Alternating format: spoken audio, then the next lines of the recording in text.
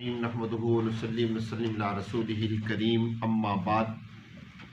پارہ نمبر ہے 11، رکوع نمبر ہے 16، سورہ یونس رکوع نمبر ہے 11 اور آیت نمبر آج ہم پڑھیں گے 107۔ پارہ نمبر 11 کا بالکل آخر رکوع ہے، آخر کے اندر دیکھیے اللہ تبارک و تعالیٰ ارشاد فرما رہے ہیں وَإِن يَمْسَسْكَ اللَّهُ بِضُرٍّ فَلَا كَاشِفَ لَهُ إِلَّا هُوَ، اور اگر وَإِن يَمْسَسْكَ اللَّهُ، اور اگر اللہ تبارک و تعالیٰ، اصل میں امساک کا معنی ہوتا ہے روکنا۔ امساک کا معنی کیا ہوتا ہے؟ روکنا۔ اب ذرا ترجمہ دیکھیے گا، اور اگر روک لیں آپ کو اللہ تبارک و تعالیٰ بِضُرٍّ، کسی تکلیف کے ساتھ، کوئی تکلیف آئی اور اللہ نے اس تکلیف کو انسان کے اوپر روک دیا۔ اب وہ تکلیف آئی اللہ کی طرف سے ہے، اللہ تبارک و تعالیٰ نے انسان کے اوپر اس تکلیف کو روک دیا۔ فلا کاشف لہ، اللہ فرماتے ہیں اس کو کوئی دور نہیں کر سکتا، الا ہو، مگر وہ اللہ۔ سمجھ آگئی ہوگی آپ حضرات کو یہ بات کہ اگر انسان کو کوئی تکلیف آئے، اصل میں تو مخاطب کیا گیا ہے کس کو یہاں پر؟ رسول اللہ صلی اللہ علیہ وسلم کو۔ وَإِن يَمْسَسْكَ اللَّهُ، اگر آپ کو کوئی تکلیف آتی ہے، فَلَا كَاشِفَ لَهُ، تو اس کو کوئی نہیں دور کر سکتا، اِلَّا هُوَ، مگر اللہ۔ آپ کے ذریعے سے اللہ رب العزت نے آپ کی امت کو مخاطب کیا، بلکہ تمام انسانوں کو مخاطب کیا، چاہے وہ مسلمان ہیں چاہے وہ کافر ہیں، سب کو مخاطب کیا کہ اگر کوئی تکلیف آ جائے، اگر کوئی تکلیف انسان پر آ جائے، اللہ تبارک و تعالیٰ اس تکلیف کو انسان پر روک دے، وہ تکلیف انسان پر رک جائے، بیماری کی صورت میں آ جائے، پریشانی کی صورت میں آ جائے، آزمائش کی صورت میں آ جائے، تجارت کے نقصان کی صورت میں آ جائے، گھر کے اندر کسی نقصان کی صورت میں آ جائے، اللہ تبارک تعالیٰ ارشاد فرماتے ہیں فَلَا كَاشِفَ لَهُ، اس کو کوئی دور نہیں کر سکتا، إِلَّا هُوَ، مگر وہ اللہ۔ وَإِن يُرِدْكَ بِخَيْرٍ فَلَا رَادَّ لِفَضْلِهِ، اور اگر اللہ تبارک و تعالیٰ ارادہ کریں آپ کے ساتھ کسی فضل کا، کسی خیر کا، کوئی بھی خیر، کوئی بھی بھلائی کی کام، کسی کا فائدہ ہو، فلا راد لفضلہ، تو اللہ کے فضل کو کوئی رد نہیں کر سکتا۔ اب یہاں سے ایک عقیدہ ہمیں ملا، کچھ چیزیں اللہ تبارک و تعالیٰ بیان کرتے ہیں اور ان سے نتیجہ انسان کو خود اخذ کرنا چاہیے، اور وہ نتیجہ کئی مرتبہ عقیدہ بھی ہوتا ہے، وہ نتیجہ کئی مرتبہ کیا ہوتا ہے؟ عقیدہ بھی ہوتا ہے، اور عقیدہ بھی ایسا کہ اگر اس انسان اس عقیدے کا انکار کر دے تو کفر بھی ہو جاتا ہے۔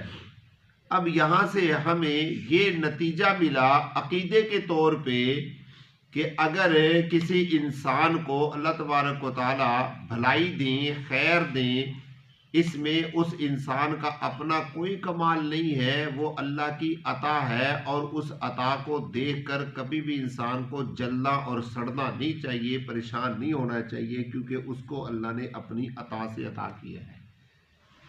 نہیں سمجھے میری بات؟ اب اگر ہم کسی کی رونق کو دیکھ کے، کسی کی ترقی کو دیکھ کے، کسی کی مال کو دیکھ کے، کسی کی تجارت کو دیکھ کے جلنے اور سڑنے لگ جائیں، یا کسی کی نیکی کو دیکھ کے جلنے اور سڑنے لگ جائیں، اس میں قصور کس کا ہوگا؟ ہمارا قصور ہوگا، کیونکہ اللہ رب العزت واضح طور پہ فرما رہے ہیں کہ میں جس کو عطا کرتا ہوں وہ میرا اپنا فضل ہے، میں اپنے فضل سے عطا کرتا ہوں، میں اپنے فضل سے عطا کرتا ہوں۔ اچھا، یہاں سے ایک اور دو باتیں اور سمجھ میں آتی ہیں کہ ایک ہے انسان کو روٹین کا ملنا،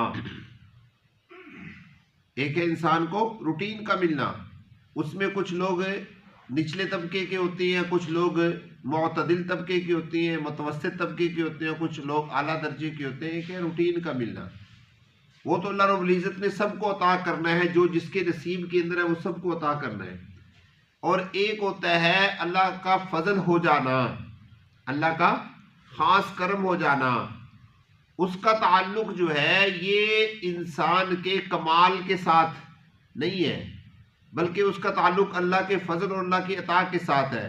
اللہ تبارک و تعالیٰ کسی کو کسی چیز میں ملکہ عطا فرما دیتے ہیں، کسی کو کسی چیز میں ملکہ عطا فرما دیتے ہیں، کسی کو کسی چیز میں مہارت عطا کر دیتے ہیں، کوئی کسی درجے کے میں کمال کا پہنچ جاتا ہے، کوئی کسی درجے میں کمال کو پہنچ جاتا ہے۔ اب اگر ایک شخص یہ کہے کہ اس کو یہ مل گیا مجھے نہیں ملا، تو اس آدمی سے یہ سوال کیا جا سکتا ہے کہ جو تجھے ملا ہے وہ اس کو نہیں ملا، جو تجھے ملا وہ اس کو نہیں ملا۔ حضرت داؤد علیہ السلام کو اللہ تبارک و تعالیٰ نے جو لحن عطا فرمائی تھی وہ تو کسی اور نبی کو اللہ نے عطا نہیں کی۔ حضرت یوسف علیہ السلام کو جو حسن اللہ نے عطا کیا تھا وہ کسی کو نہیں عطا کیا۔ حضرت موسیٰ علیہ السلام کو جو ید بیضاء عطا فرمایا تھا کہ بغل میں ہاتھ ڈالتے تھے چاند ہاتھ ایسے چمکتا تھا جیسے 14ویں رات کا چاند ہے، وہ تو اللہ نے کسی نبی کو نہیں عطا کیا۔ حضرت عیسیٰ علیہ السلام کو مردوں کو زندہ کرنے کی جو طاقت اللہ نے عطا فرمائی تھی وہ تو کسی نبی کو نہیں عطا فرمائی۔ اب اگر یہ کہا جائے کہ فلاں کو یہ ملی، فلاں کو یہ نہیں ملی، فلاں کو یہ ملی، فلاں کو یہ نہیں ملی، اس کے اوپر بحث نہیں کرنی چاہیے، کیونکہ یہ کیا ہوتا ہے؟ اللہ کا فضل ہوتا ہے۔ موجودہ زمانے میں بھی اللہ تبارک و تعالیٰ اگر کسی کو عطا کرتے ہیں تو وہ اللہ رب العزت کا فضل ہے، اور اس فضل کے اوپر کبھی بھی انسان کو اعتراض نہیں کرنا چاہیے۔ اس کو مل گیا، اس کے نصیب میں تھا، اگر مجھے نہیں ملا تو میرے نصیب میں وہ نہیں تھا، میرے نصیب میں ہوتا تو مجھے یقینی طور پہ کیا ہو جاتا؟ مل جاتا، میرے وہ نصیب میں نہیں تھا۔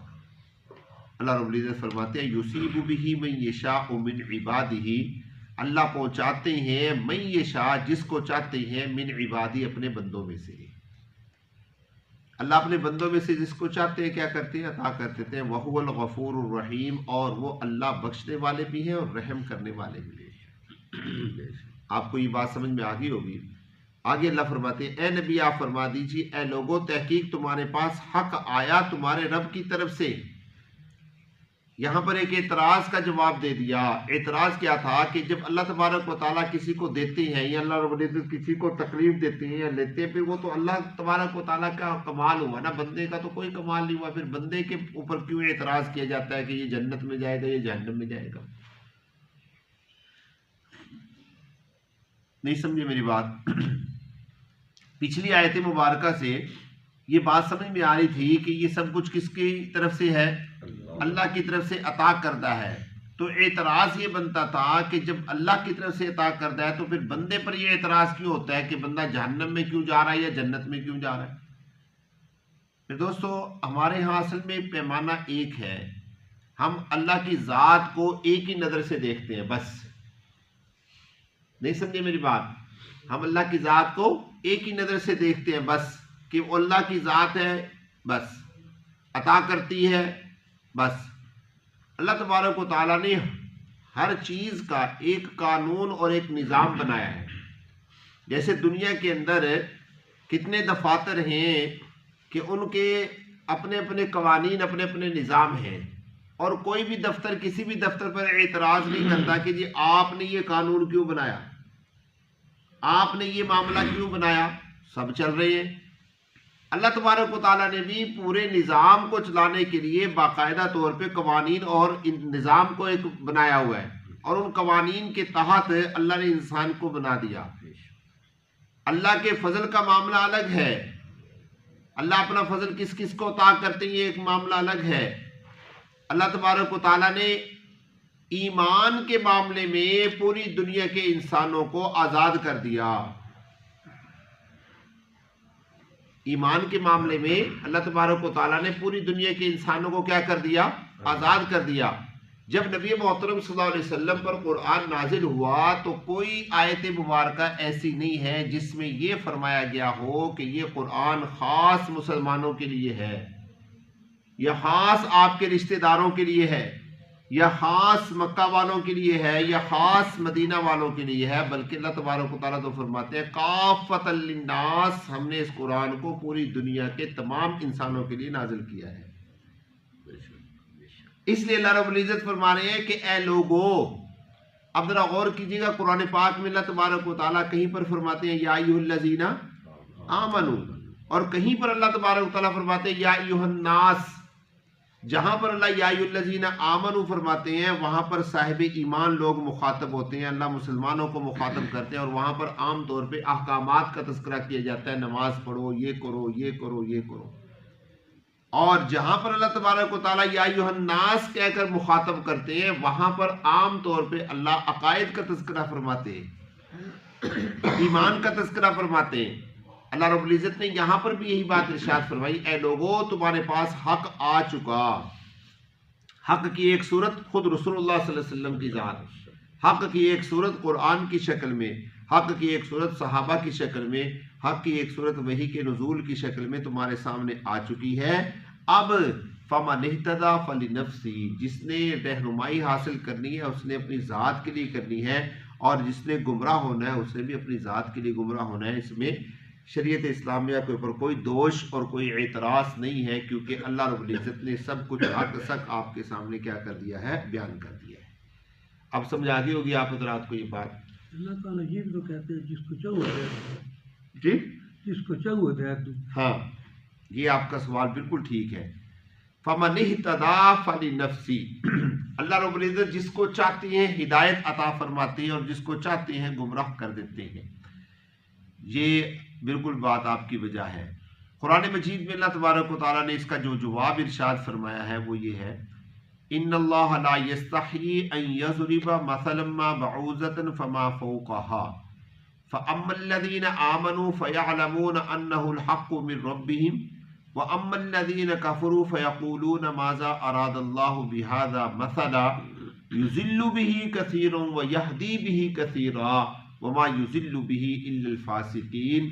اللہ فرماتے ہیں کہ میں جس کو چاہتا ہوں ہدایت دیتا ہوں، جس کو چاہتا ہوں گمراہ کرتا ہوں، لیکن اللہ نے شرط لگا دی کہ میں ایسے نہیں کہ میں جس کو چاہوں گمراہ کر دوں، جس کو چاہوں ہدایت دے دوں، بلکہ میں اس تک قرآن کو پہنچاتا ہوں، پھر قرآن کو وہ سمجھ کر اگر نہ ہدایت اور ایمان کی طرف آئے میں اس کو گمراہ کر دیتا ہوں۔ اب سمجھا گئی بات کی؟ براہ راست اللہ رب العزت کہیں بھی نہیں فرماتے کہ میں خود گمراہ کر دیتا ہوں، خود ہدایت دیتا ہوں، نہ۔ اللہ جگہ جہاں پر بھی فرماتے ہیں وہاں پر یہ فرماتے ہیں کہ میں نے قرآن بھیجا، انہوں نے نہیں سمجھا، میں نے ان کو گمراہ کر دیا۔ اس کی مثال ایسے ہے کہ ایک باپ اپنے بیٹے کو بار بار کہے کہ یہ کرو کرو کرو، بیٹا نہ کرے تو باپ اٹھا کر اس کو کہاں پر، موٹر سائیکل والی دکان پہ چھوڑ دیتا ہے، گاڑیوں والی دکان پہ چھوڑ دیتا ہے۔ بیٹے اب تیری سزا یہ ہے کہ تو نے میری بات کو نہیں مانا، اب نعمتوں میں سے نکل کر تو دھکے کھائے گا سارا دن، اب تو یہاں پر جھاڑو پوچھا کیا کرے گا۔ اب سمجھا گئی ہوگی آپ رات کو۔ وَاتَّبِعْ مَا يُوحَىٰ، اللہ فرماتے ہیں وہی کرو تم، اتباع کرو تم، ماں اس کی جو وحی کی گئی ہے آپ کی طرف، وَاصْبِرْ اور صبر کیجئے، حَتَّىٰ يَحْكُمَ اللَّهُ، یہاں تک کہ اللہ تبارک و تعالیٰ فیصلہ فرما دے۔ میں دوستو یہ بات ذہن میں رکھیے گا، جو آدمی قرآن کی اور وحی کی اتباع کرتا ہے نا، اس پر مصیبتیں اور آزمائشیں تو آتی ہیں، اور وہ مصیبتیں آزمائشیں اس لیے نہیں ہوتی کہ اللہ تبارک و تعالیٰ اس کا امتحان لے رہے ہوتے ہیں، نہیں، اللہ تبارک و تعالیٰ اس کی پرکھ کر رہے ہوتے ہیں۔ اس کا مطلب تو پھر یہ ہوا کہ اللہ رب العزت نے رسول اللہ صلی اللہ علیہ وسلم کے امتحانات سب سے زیادہ لیے، کیونکہ آپ پر تو ہر وقت مصیبتوں کے پہاڑ ٹوٹتے تھے، اور مصیبتوں اور آزمائشوں کا مقصد یہ بھی نہیں ہوتا کہ نعوذ باللہ اللہ تبارک و تعالیٰ اس بندے سے ناراض ہے، بلکہ مصیبتوں اور آزمائشوں کا مقصد ہوتا ہے کہ اللہ تبارک و تعالیٰ اس کو اس مقام پر پہنچانا چاہتے ہیں جس مقام پر وہ اپنے عمل سے نہیں پہنچ سکتا۔ اور یہ بات ذہن میں رکھیے گا، میں آپ کو بالکل واضح طور پہ کہنا چاہتا ہوں کہ وہ مصیبتیں اور آزمائشیں دینی بھی ہو سکتی ہیں اور دنیاوی بھی ہو سکتی ہیں۔ یہ نہیں ہے کہ ایک آدمی کے اوپر دینی مصیبتیں آئیں گی تو وہ اونچے مقام پر پہنچے گا، نہیں، ایک آدمی پر اگر دنیاوی مصیبتیں آتی ہیں تو وہ بھی اونچے مقام پر پہنچے گا۔ آپ کو میں ایک حدیث مبارکہ سناتا ہوں، جامع ترمذی کے اندر یہ روایت موجود ہے۔ اللہ کے پیارے پیغمبر فرماتے ہیں کہ اگر کسی آدمی کو ایک کانٹا بھی چبھتا ہے، اللہ اس کانٹے کے چبھنے پر بھی اس کے پچھلے سارے گناہوں کو معاف فرما دیتا ہے۔ بات نہیں سمجھے؟ اس سے بڑھ کر ایک اور حدیث سنا دوں۔ حدیث پاک میں آتا ہے، اللہ کے پیارے پیغمبر فرماتے ہیں کہ ایک آدمی نے اپنی جیب کے اندر کوئی چیز ڈالی، اس جیب میں چیز ڈال دی، ٹھیک ہو گیا۔ اب اس کو تھوڑی دیر کے بعد اس کی ضرورت پیش آئی اس سے چیز کی، اس نے جیب میں ہاتھ ڈالا، وہ چیز جیب میں نہیں تھی، وہ پریشان ہوا۔ اچانک اس کو یاد آیا کہ وہ چیز اس جیب میں تھی، اس نے وہ اس جیب سے نکال کر استعمال کر لی. کتنی دیر لگی؟ چند سیکنڈ بھی نہیں لگے. چند سیکنڈ بھی، 1 سیکنڈ کا کروڑواں حصہ بھی شاید نہ لگا ہو. ایک دم سے اس کو یاد آیا. اللہ کے پیارے پیغمبر فرماتے ہیں کہ یہ جو بیچ میں تھوڑی سی 1 سیکنڈ کے کروڑویں حصے کے برابر بھی اس بندے پر پریشانی آئی ہے، اللہ اس پر بھی اس کے 10 گناہ معاف کر دیتے ہیں، 10 نیکیاں عطا کرتے ہیں اور 10 درجے اس کے جنت میں بڑھا دیتے ہیں. سبحان اللہ. نہیں سمجھے میری بات؟ تو یہ پریشانیاں جو آتی ہیں یہ لازمی نہیں ہے کہ دین کی طرح دین کے اس کے اندر ہی آئے. یہ دنیاوی اعتبار سے جو پریشانیاں آتی ہیں، اور میں تو یہاں پر ایک بات کہا کرتا ہوں، جس نے اپنی زندگی کو حضور کے طریقے کے مطابق کر دیا وہ کیا دین اور کیا دنیا. نہیں سمجھے؟ پھر وہ تو دین اور دنیا والا لفظ ہی ختم ہو گیا نا. جو ایک آدمی چاہتا ہے کہ میں اللہ کے پیارے پیغمبر کے طریقے کے مطابق اپنی زندگی گزاروں اور دنیا سے میں کامیاب ہو کر چلا جاؤں، تو اس کے لیے تو دین اور دنیا کا لفظ ختم. وہ خالصتاً لوجہہ الکریم اللہ کی ذات کے لیے اپنی زندگی گزار رہا ہے، اور چند سالوں کے بعد، چند دنوں کے بعد، چند مہینوں کے بعد اس کا وہ ختم ہو جائے گا. ہمارے ایک دوست تھے، ابھی کل کی بات آپ کو سناؤں، مفتی آصف صاحب اوکاڑا میں، بڑے اچھے ساتھی تھے، بہت نیک آدمی تھے. صبح کل فجر کی نماز سے پہلے تہجد کے لیے اٹھے ہیں، وضو کر کے مصلی پہ ایسے اللہ اکبر کیا، وہیں پر گرے اور فوت ہو. عمر کتنی تھی؟ 35-36 سال. ہمارے کلاس فیلو، ہمارے ہم سمجھے. تو یہ ہے انسان کی زندگی.